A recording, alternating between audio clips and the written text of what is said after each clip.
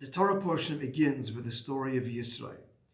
Yisro, or Yitro, is Moshe Rabbeinu, Moses' father-in-law. Moses having married his daughter Tzipporah. So Yisro now comes to join the Jewish people. This is after the crossing of the Red Sea, the victorious war over Amalek, and the giving of the Torah. Yisro spends some time with the Jewish people and observes. Let's read the text number 1. He says to his son-in-law Moishe Rabbeinu, to Moses, "Why do you sit alone and all the people stand over you from morning till evening? You will surely wear yourself out, and all this people.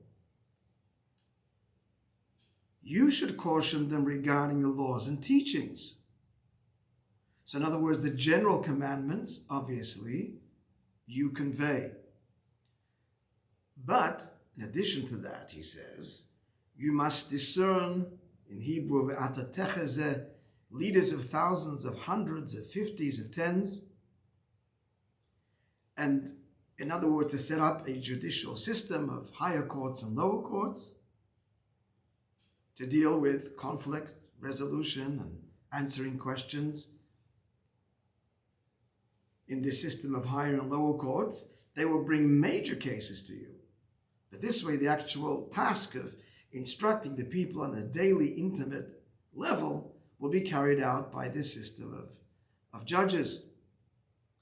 This way, he concludes, you will be able, and the people that help you too, will be at peace. Now, the question, friends, is simply this. This is an obvious piece of advice. One man cannot teach and judge everyone. How is it that Moshe Rabbeinu did not think of this himself? Why does this require his father-in-law Yisro's suggestion? Especially considering, quote number 2, text number 2, Moshe Rabbeinu is this is Aramaic, Raya Mehemda, which means faithful shepherd, the quintessentially faithful shepherd. Our sages tell us, in fact, that's how God tested him, to see whether he would be concerned even for a single stray little lamb, which he was, which indicates that Moshe Rabbeinu is very sensitive to the needs of the individual, not just the collective people. So how could he himself not realize that it's untenable, the way things are at this point, which is soon after giving of the Torah, and the need for a very elaborate and embracing judicial system. The next quote just illustrates how devoted Moshe Rabbeinu is to his people. This is a quote after the sin of the golden calf. And Moshe Rabbeinu, Moses, says to God, "If you do not forgive them, remove me, please, from your Torah that you have written." And the final quote, familiar to all of us, from Bamidbar, the Parshat Balotcha, "And the man Moshe was exceedingly humble of all people upon the face of the earth." He certainly did not delude himself, and it wasn't a power trip, God forbid. On the contrary, he was the most humble man that ever lived. So how was, in summary, the devoted shepherd totally ready to sacrifice everything for his people and exceedingly humble, doesn't understand and recognize that this is what is necessary and appropriate? That's our basic question. Now, to indicate that, in fact,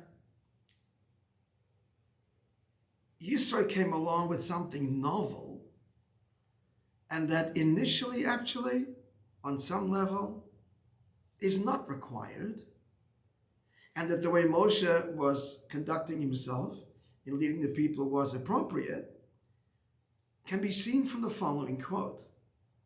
Text number 5, from the Medrash quoted by Rashi. Yisro had, in fact, 7 names. Now, why was he called Yisro?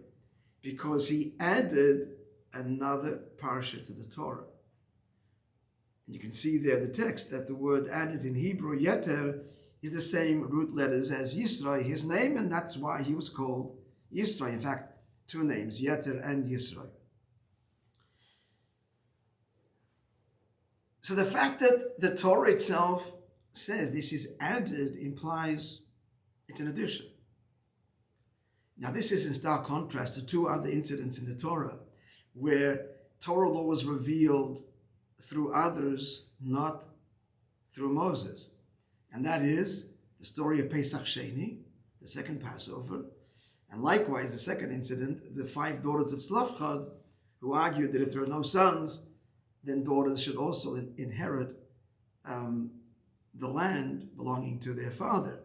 So in both those cases, these laws are conveyed. The Torah doesn't say laws were added. Our sages, and the way the Torah frames these two stories is, God always intended this to be said. They merited that the laws be conveyed through the people that complained why we are left out from not bringing the Paschal offering. So God says, good, I always intended to say this is as part of the 613 laws. They merited that the law of Pesach Sheni was conveyed through them, and the law and the daughters of Tzlafchad merited that the laws of inheritance in all of its detail was conveyed through them. When it comes to this story, it's something that the Torah itself says was added. So this is just adding to the mystery, because added, it should be part of Torah's system to begin with. Something that Moshe Rabbeinu himself would have come up with, or God himself really commanded at the outset. So again, it's not like Yisro came along and through him this law was given, not through him.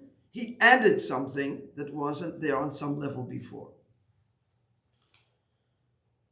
So this just strengthens the question. He's adding something so obvious that it should have been part of the system to begin with. Now, this is not the first time that Moshe Rabbeinu, well, a similar kind of model. Moses expects it to go one way, but it doesn't. Moshe Rabbeinu expects that he can teach the people. Yitro suggests otherwise. Important detail. Moshe consults with God, and God says yes. But from his perspective, this is unnecessary. This is not the first time. Now, our question is, of course it's necessary. But putting the question aside, we're going to bring another example, a similar model. Text number 6. This is from Deuteronomy, where Moshe Rabbeinu reviews their history. So he's quoting here the people.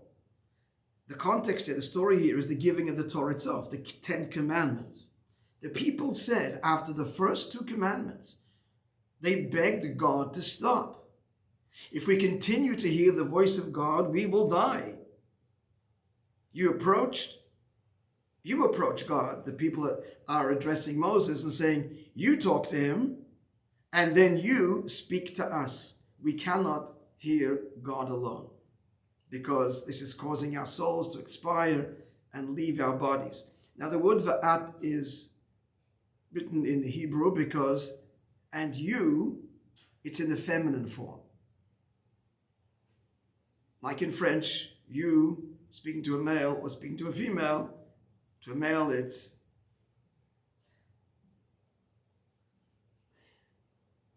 what is it? When you say you to a male, it's I don't know the French. No, the word you is the same, but it's conjugated differently. Oh, but just the way it's what? It's like conjugated differently. It's conjugated differently. I'm not sure. Whatever. Okay, but there's a difference. Yeah. But certainly in Hebrew, if you're talking to a male, you say ata. If you're talking to a female, you say va'at. So here Moshe Rabbeinu employs the feminine when he says, and the people said to me, and you speak to God, referring to Moses as a female. Why, explains Rashi? Moses was saying, Moshe Rabbeinu was saying, you have weakened my strength similar to that of a female. Quite literally, physically weaker. And Moses was upset with this. Is it not pleasing for you to learn from the Almighty rather than from me? It's a similar story, but in the end, God says, okay, agrees, and God only conveys directly the first 2 commandments, and Moshe Rabbeinu the remaining 8. It's a similar kind of model. From Moses' perspective, he can do it all in the story of Yisro. From his perspective, the giving of the 10 commandments, the people can hear directly from God, but then Yisro changes it, and the people In our story, the giving of the Torah, the people protest and say we can't bear this, and things change. So again, there is this shift. What's common is the shift from the perspective of Moshe Rabbeinu to what then actually transpires, in our case, as a result of Yitro's suggestion, in the story of the giving of the Torah, as a result of the people begging God to stop. So, you need to understand this. How is it that from the perspective of Moses, there's no need for a judicial system? And likewise, he would have hoped that the people would have wanted and continued to hear the Ten Commandments directly from God. What is the function of Moshe Rabbeinu? Text number 7 from Parshat Veschanan, Deuteronomy chapter 5, verse 5. I stand between God and you to convey to you the word of God. Now, it should be pointed out, not between as in interposing, but between as in bringing together seamlessly. There is memutza hamafsik, an intermediary that interposes between the two parties. Memutza machaber, an intermediary which brings the two together. That's the kind of intermediary that Moses was because of his absolute humility. He did not get in the way. The next quote from the Zohar, likewise from the Medrash, in the Hebrew, Shechina medaberes b'tech groinei shel Moshe, the Shechina, the divine presence, spoke from the throat of Moshe.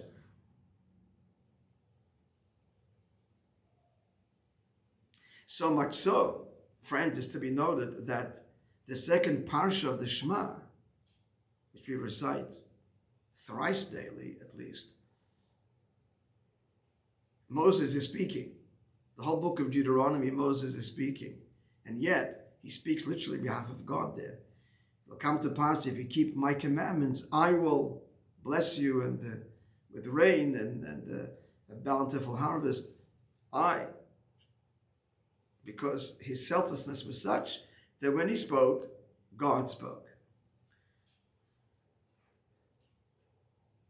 Now, text number 9 is Moshe Rabbeinu's response to Yitro when Yitro says, I don't understand what's happening here.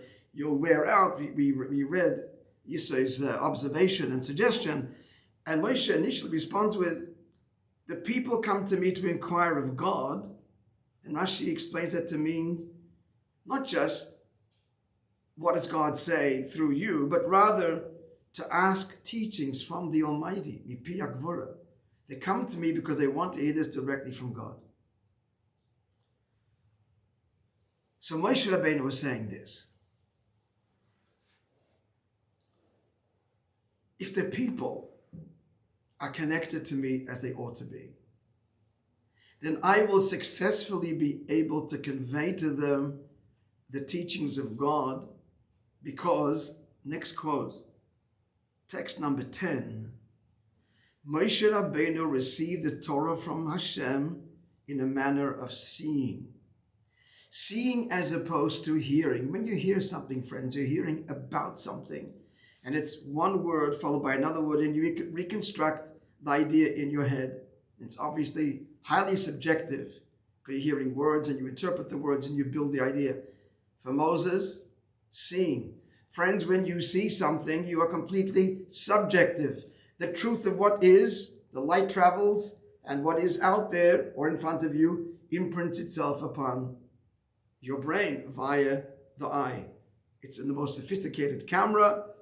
How do we see things? Because light travels from objects and faithfully projects the image faithfully of the object to us. We all see the same way. Our interpretation of what we see differs vastly. Moshe Rabbeinu's learning of God was seeing. The truth of God's words simply impressioned themselves upon his mind and heart. And that's the way he would teach the people. So I can teach them in this deeply intuitive, visionary manner, similar to, next text, number 11, from the Kutu Torah, authored by the Alter Rebbe, Mashiach will teach the entire Jewish people collectively by revealing Torah in a manner of seeing. In other words, Mashiach, we are told, will teach everyone, from the greatest scholar to the simpleton. Well, how is that possible? At once. Vastly different levels of scholarship and intelligence. That's because it goes beyond words, one word after the other. He's actually revealing the truth of the divine. And at that moment, we all see it the same. Now, what it means, and as we interpret it, internalize it, that becomes very personal, but not in the actual sight. And that's how Moshe Rabbeinu learned Torah in 40 days. All of Torah. Because he saw it all. And in a moment, you can see what can take years to unpack and describe. And that's what he's hoping, Moshe Rabbeinu. He's hoping that the people would remain truly devoted and connected to him, and therefore be able to receive Torah as he does. And moreover, if people experience the divine revelation, the divine wisdom as I convey it, there won't be disputes. Disputes come as a result of conflict and ego and separation and protecting turf and fear. That's where disputes come. There won't be disputes if only we remain united, connected to each other through me being Moses, the selfless Moses, who is the connector between God and the people. That's what he's hoping. And in theory, that's the way it ought to have been. But text 12 tells us that Yitro says, yes, my dear son-in-law, but I'm afraid that their connection to you will not always remain as true and deep as it should. They should bring their disputes to you. There's going to be the inevitable disputes. And let's fast forward here to text 15. You will lie with your fathers, and this nation will rise up and stray. This God tells Moses before his death. Moses had hoped that he wouldn't die. The theory was, as we'll see the text presently, that he would bring the people into the land of Israel, and that would be the Messianic era. But Yitro says, I fear this will not happen. I fear that even now the people lack in their devotion, as evidenced by the giving of the Torah itself. There was only one day lapse, and they rebelled. They lost faith. You said you were coming back. Had, quite simply, the people's faith in Moses been as it should, there would never have been a golden calf. Moses said 40 days. According to their calculation, the 40 days were up. Then we're wrong, which they were, because Moses meant 40 full days starting with the night and then the day. Doesn't include the day. Actually went up to Mount Sinai. He meant 40 full days. So had they been truly devoted disciples, they would have concluded we made some error. So Yisro is saying already at the outset, there is this lack of true devotion, of true faith in you. And therefore the way you wish to teach Torah cannot work. There is dispute. There is conflict. So in that sense, it's added. It's an addition. Because the theory is, remain devoted. Moses teaches in this visionary way, seeing the divine enter the promised land and the Messianic era dawns. That was the theory. But Yisro was able to perceive that it will happen, but actually in a deeper way. It's not as if we've regressed. Well, externally, yes. But as we will see, this regression in the end will lead to even a greater and deeper connection. So the next quote on our page, text 13. One should learn a subject of Torah that his heart desires. And text number 14 from Tractate Baba Metzia. A person desires one measure of his own more than 9 measures of that which is given to him. Yisro points to the following. It's all very wonderful that you lead them and inspire them. but they're feeding off you. They haven't taken ownership. They haven't truly internalized it. This can only last as long as they bask in your aura. But the moment they turn their back on you, even during your lifetime and certainly after your lifetime, what are they left with? Nothing. They have to acquire Torah through their own effort, through their own frailty and fragility and conflict. So they have conflict, they have questions, they need to resolve it themselves. It's got to be a system which the people themselves are partners to. Hence, leaders of thousands, leaders of hundreds, leaders of tens of thousands, hundreds and tens. It's a system that needs to employ the people in the process of internalizing Torah, which in the end is deeper. True in theory, if they be plugged into you, there's no need for this because there are no disputes and no questions. All is obvious and transparent, but it will not be transparent. And that will lead in the end to a deeper connection.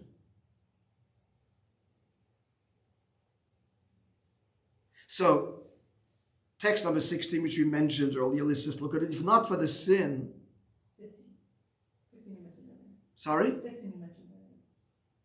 We mentioned 15, yeah. So let's get down to 16? Yeah, we'll go to 16. It's, if not for the sin, Moshe would have brought them into his soul in a final and everlasting redemption. And that's what he hoped for. But Yisro saw already this was possibly not going to happen. And this has to be an addition. Still, now we come to the very telling part of the narrative. It's Moishe Rabbeinu that has to be the one, Yisro insists, that you appoint these judges. Even this very system, the judicial system, that means the people govern themselves primarily through their own understanding. None of them is seeing Torah as you do, but this way they acquire it and becomes part of who they are. The Talmud says, a person never masters a subject unless he first stumbles. It's got to be a question and an answer, and then he grasps its depth. If we understand a given subject breezily, it's superficial. We understand it superficially, and it can be easily challenged. But if we have stumbled, questioned, and then understood it, then we've grasped its depth much deeper than had we just simply understood it without any questions or challenges. That's what Yitro is pointing to. In the end, Moses, this will be something deeper. Their connection to Torah will be truly their own. Still, you are the one that must empower this, because the Torah is yours, and it must be your Torah that you see that they must endeavor to grasp with their effort, and therefore you must appoint them, and you shall discern. Text number 18. Va'ata techezeh, Rashi with your divine inspiration. Nonetheless, please note that you shall discern, in Hebrew, techezeh is Aramaic. In Hebrew, it would be va'ata tira. You should see to it to appoint judges. Why all of a sudden does the Torah switch to Aramaic? Because Aramaic is a non-holy tongue. It's the tongue of the language of exile. That's what Yisro is hinting to. The Jews not on the level of holiness and transcendence. You've got to descend from your lofty, visionary, I see the divine, to the world, the unholy, the profane world, the unholy language of Aramaic, and there bring your vision by appointing these people, and therefore ultimately representing you, empowered by you, but at the same time, we're bringing Torah to the people, via the people, and through the people. Hence, all of a sudden, the Torah strangely points to, changes the language to Aramaic. Can we skip 17? Sorry? Did we do 17? Text 17? And therefore, let's look at text number 17. The Talmud says, in Tractate Megillah, that's a Babylonian Talmud, likewise the Jerusalem Talmud, anything that a diligent student in the future will innovate in Torah was all given to Moshe at Sinai. They will discover it, innovate it, through the dint of their own effort. questions, insight, discussion, analysis. But it's all because you began the process of appointing these judges that every future Jewish teacher, leader, is an extension of. And therefore all these discoveries really were given by Moses, given to God, to Moses at Sinai. He's the conveyor of all of this, but this time it's coming from the people, through the people, still empowered eternally and forever by Moshe Rabbeinu, by Moses. Now, text number 19, all of this is hinted to in Yisro's name. King Solomon says in Koheles, which is Ecclesiastes chapter 2, verse 13, the wisest of all men says, and I've seen that there's an advantage, in Hebrew, Yitron, there's the word Yisro, of wisdom over folly, like the advantage of light over darkness. Now, this is a very strange verse, friends. Do we need the wisest of all men to tell us that there's an advantage of wisdom over folly? And moreover, does he have to illustrate it with an illustration, with a model like the advantage of light over darkness? What is King Solomon saying? Answer. He's not simply saying the obvious, that wisdom is superior to folly. Even the fool knows that. What he's saying is, let's reread the verse. I've seen there's an advantage of wisdom, not so much over folly, but from folly. Like the wisdom in Hebrew, actually, it can be seen. Like the advantage of light, not over darkness, but from darkness. He's saying foolishness that leads to wisdom. I made a mistake. I was foolish. And then this leads me through my dogged effort to wisdom, to piety. Is a much richer piety than one that was simply granted and was obvious and always respected and never strayed from. That's what the wisest of men is saying. And that's what he means by the advantage of light that comes from darkness, not light as opposed to darkness. But when darkness is transformed into light, which is seemingly impossible, that's an altogether different order of light than ordinary light. That's what he's saying. And that's what Yisro is saying. Moshe Rabbeinu, I know, and that's your job. You want to lead the people now to the promised land. You don't want exile, you don't want suffering. But there is a deeper master plan, which in the end you are integral to, that says no. It's going to have to be this system. The people can't hear, as you will witness directly from God, you have to convey it. That model began right there at Sinai already. But in the end, it leads to the deepest connection. Text number 20 from Tractate Brachot from the Talmud, where the penitent Bali Tshuva stand, even the perfectly righteous Tzaddikim Gemurim cannot stand. And that's the point we're saying.